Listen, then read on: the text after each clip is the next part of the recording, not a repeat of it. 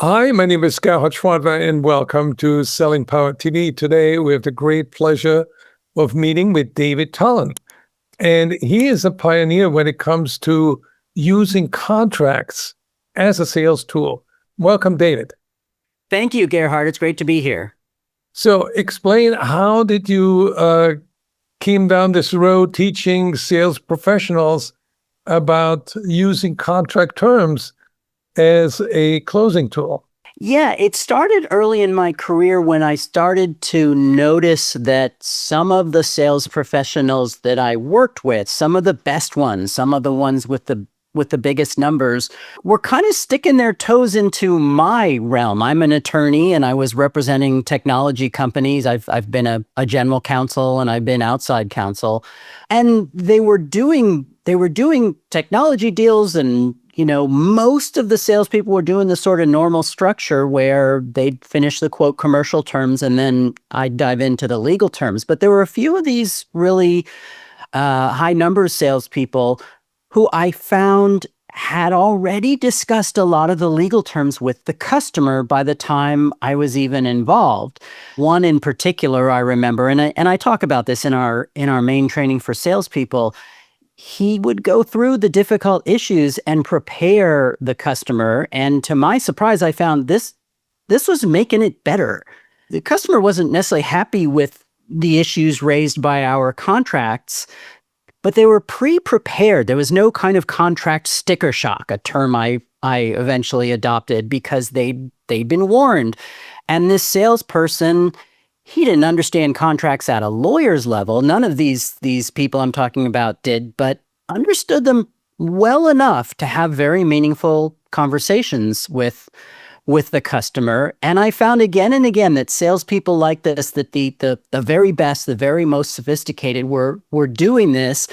And we're also, in some cases, literally mediating between the customer and me, which again sort of rubbed me the wrong way at first until I realized this really helps. It was a good part of my education from these salespeople. Share a little bit about your background as a trainer and as a negotiator.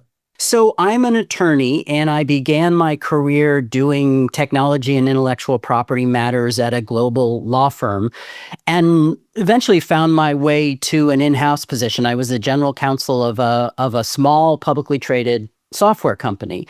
And I did a few other things. I did a startup. I was a business development guy with a sales responsibility, among other things, at a technology startup. And eventually I started my own practice, which went through various iterations, called Sycamore Legal.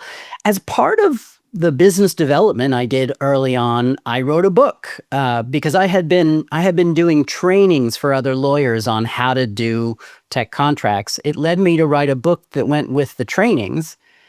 And I wrote the book not just for other lawyers. I wrote it with simpler English, very basic stuff, and I had in mind particularly contract managers.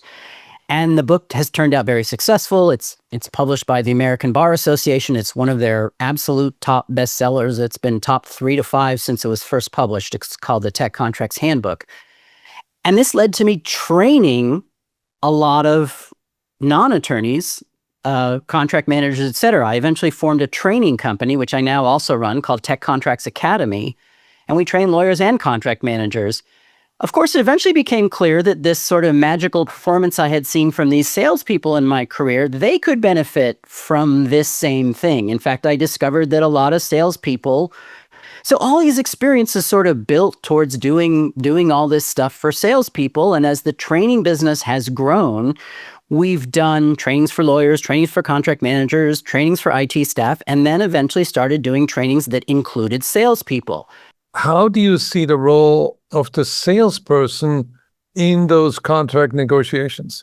The role is not to become some kind of junior lawyer. The role is to have a general grasp of the real business issues at stake. You're probably the person, as the salesperson, most able to understand the customer's business concerns, and so most able to see in advance what in our side's contract is likely to cause a problem. Or maybe you're on the customer's paper and you see, the kind of things that customers want, and you've seen this before, and you happen to know our side is going to have some problems with this. You're in a very much a first position to detect that and to come up with a game plan. And the goal of the game plan, of course, is, very simple. Avoid delayed deals, avoid long negotiations, avoid lost deals, avoid the contract blocking that contract negotiations can, swoop in at the end of what seems a great deal and keep it from even happening. Close deals. And I like the term always be contracting. But it doesn't require deep knowledge. It requires that you understand these basics and are in a position to explain them to the customer, and also explain the business concerns underlying the customer's position to your side, possibly injecting a bit more sympathy, a bit more understanding than your lawyers and contract managers might otherwise feel, not having worked as much with the customer. In your book, you have a really interesting twist on the language where you reframe the language of legal terms into commercial terms, which makes it a lot more reasonable for the salesperson. And the way I'd put it is this: there isn't really such thing as a line between legal terms and commercial terms. One of the reasons salespeople don't get involved in the broader contract negotiation is they think, I've got to pick the product, the delivery times, the price, the basic commercial times, and that's my job. And then someone else is going to do these other terms, legal terms. But if you think about it, you need to sign the contract to close. And given that the fundamental concern behind all the terms is profits, are we going to make money? They're all business terms. The legal versus commercial terms distinction is at best a staffing question. Maybe you are the first line of staffing and work on the commercial terms, and the lawyers and contract managers are the first line or the main line on, quote, legal terms. Indemnities, warranties, limits of liability, data security. Maybe, but don't imagine they're terms in different languages and that you are somehow blocked from looking at them. If you look behind all of them for what is the business concern, how does one party make money, lose money, etc., as a result of this clause, you'll be in a very good position to assess it. And the other thing I'll just throw in that is helpful to understand: there's not only is there not such thing as legal terms and commercial terms, there's no such thing as legalese. They're not written in another language. You speak English, you can figure out what a long, painful clause says. It's just like reading technical specs. We sometimes have to do that too. It can be clunky and ugly, but you can figure it out. And that too is very empowering if salespeople want to play a mediator role, a proactive role in avoiding contract negotiations that stop the deal. What you're saying is, or what I'm hearing is, that the more the salesperson understands how clauses affect the decision-making process, the more they can persuade the buyer in the early stages so that there's no surprise later on. I like to use an example of one of the most lawyery, complicated, difficult to understand clauses you get in contracts, particularly tech contracts, which is an indemnity. It's just, most lawyers don't even really understand indemnities. We spend a lot of time in our trainings explaining and debunking myths about them. But put that aside for a moment. We know this is a clause your legal staff is going to be involved in. But there's also some familiar patterns that happen with indemnities that you are perfectly able to explain to the client. Like, let's say your company just doesn't give a data indemnity. You're selling software as a service. You're selling artificial intelligence, whatever. And your company has they've said as a flat line, we are not doing a data indemnity. And a lot of companies take this position.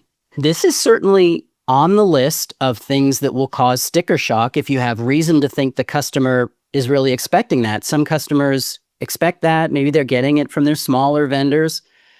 It's also there's things about it you can explain to the customer and help them at least get ready for what may be a debate on it with with legal with more sympathy and understanding of your position. For instance, an often misunderstood thing, customers think there's no data indemnity. That means the tech vendor is not responsible or liable if they leak our data. Great thing for the salesperson to start out. If you feel it would be helpful to proactively let the customer know, to avoid that sticker shock and to talk about this more quietly than when the contract negotiations really start off, you say, you're going to see that there's no data indemnity, but there is liability for data. Indemnities and liability aren't the same thing. The indemnity is where we say we're going to defend you against a third-party lawsuit, and yes, that's not there. But we've got terms that say we're liable. We've got terms that say we protect your data. If we breach those terms, we're liable. Right there, with this simple explanation on a very lawyery, very legalistic concept, you take one of the more explosive areas of negotiation and you let some of the wind out of it in advance. You can explain to the customer and get them at least ready and maybe accepting. And of course, then you can turn around and offer the same kinds of explanations of customer views to your own legal department. Where did you learn how to negotiate the trade-offs that are always inevitable before you pull the deal over the finish line? The trade-off negotiation has been a big part of my work from the start. And it's, young lawyers often start out very well informed about the technicalities of the clauses and with no business sense, no sort of sense, okay, technically this is risky, but that doesn't mean we can't do it. And it takes some experience to do that. What I like about working with salespeople is I find that you very often see they're starting there. They're starting with the business sense. They're starting with the balancing of interests and we want to charge more, but if we charge less, we can sell more. And I mean, that sort of business balancing is their starting point. Lawyers usually have to learn that, and I did. And a lot of times contract managers have to learn that. And it was the process of learning that, to some extent being educated by salespeople who, these really good salespeople I had the privilege to work with, that started to train me how to do my job better. What's your advice for salespeople when it comes to developing a constructive relationship with their legal department? Yeah, so as I'll speak to you from the point of view of someone who's mostly been in the legal department rather than on the sales side, although I'm now a salesman for our trainings, and I've, as I said, I've had a business development role.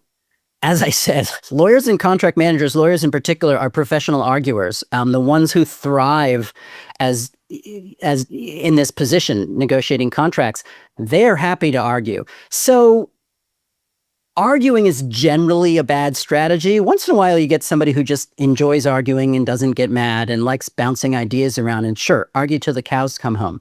But in general, if you take the position of sort of trying to educate them, they don't really understand, or tell them, I hear this from salespeople all the time, the lawyers don't understand real business issues. Condescending to them is not a great strategy. So it's a question of offering them this unique thing that they will recognize that you have that they don't, which is, I know these people. I've been talking to these people. I know what their concerns are. And it's also a function of really listening. Lawyers like to talk. Contract managers often like to talk. Clearly, I like to talk. You listening has both the enormous advantage of building connection with them, and also you need to understand what's at issue. The other thing to watch for, and this is going to be your trickiest part in all this, dealing with your legal department, there will be points where they say, it's just our policy. We won't bend on this term. It's just our policy. That's a very frustrating thing for anybody to hear because there's no reason behind it. Usually when you get to that level, it's not that there's a secret reason. It's that your lawyer, contract manager doesn't know the reason and he or she isn't safe just bending that policy without knowing what it's for. Gotta accept that. Gotta recognize that. Do not want to put them in a position where they're going to be in trouble. Your job is not to overcome that and say, hey, stupid, you should know the reason behind your policies. They should, but it's say, okay, Who can we talk to? Can we figure this out together? And maybe it's, it's not you going over their heads. Maybe it's them and you going together to talk to. Maybe there's someone higher in the legal department who understands the policy.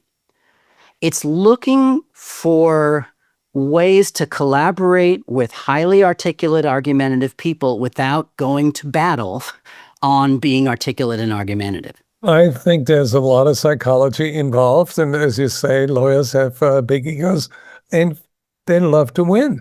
Yeah, even the negotiators, we want to win the negotiation. Most of us will admit there's no winning, it's a negotiation, but deep down, I won. Somebody once said, the purpose of a good negotiation is not to haggle over who gets the biggest slice of pie. The purpose is to make more pie for everyone. Yeah, that's right. And if the other side gets more pie, but you got more pie than you needed, or that you got an optimal amount, it doesn't matter if the other side got more pie. But that's negotiation theory. And actually, I say negotiation theory, but our trainings are not exactly on negotiation theory. They're on teaching salespeople to understand all these legal issues, which you combine with your existing negotiation theory, your existing negotiation skills, this knowledge of the legal issues, and deploy them together. David, give me 3 outcomes that the salesperson can expect after they go through your training. Outcome number 1 is the ability to pull off situations like what I mentioned with the indemnity, to foresee likely difficult clauses, particularly if you've been through negotiations and you may already know where you're going to run into trouble. To make an informed judgment, are we going to proactively address this? The answer won't always be yes, because sometimes you feel like no, or says the sale is at a difficult, the quote commercial terms are at a difficult moment. I don't want to rock the boat right now, but at least, be aware that you're sacrificing a chance to pre-address.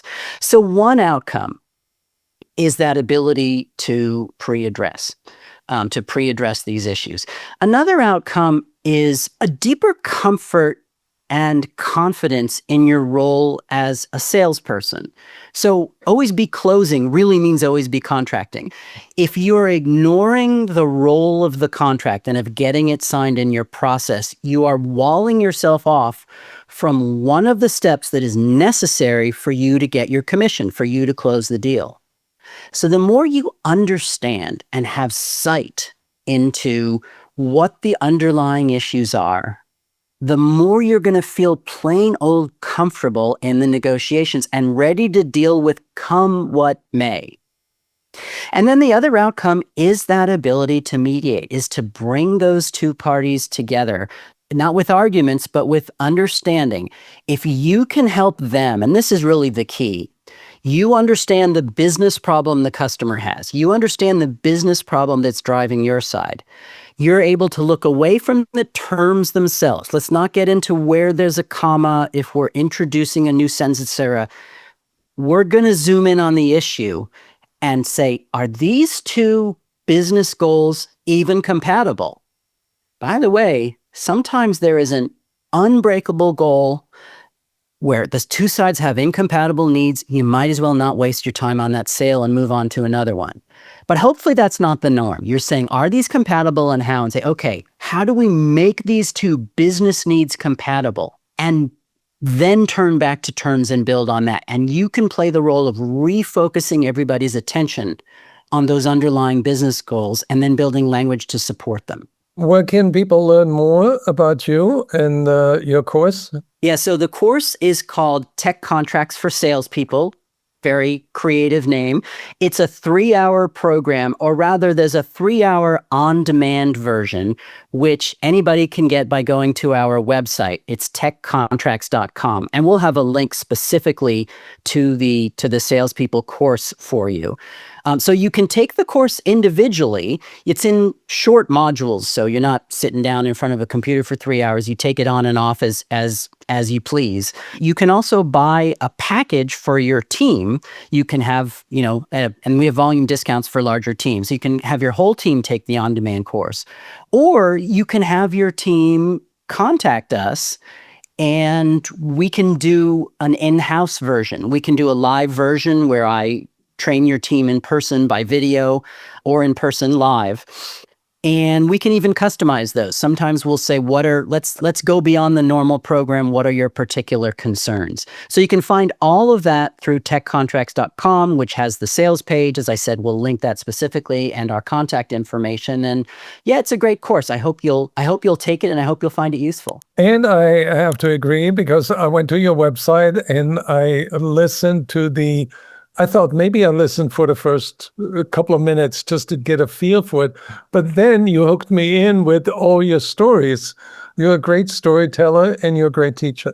Oh, thank you. Yeah, and I think one of the videos you listen to is on the salespeople page at our site. So before you do anything, you can listen to me babble on and tell one of those stories. Thank you so much, David.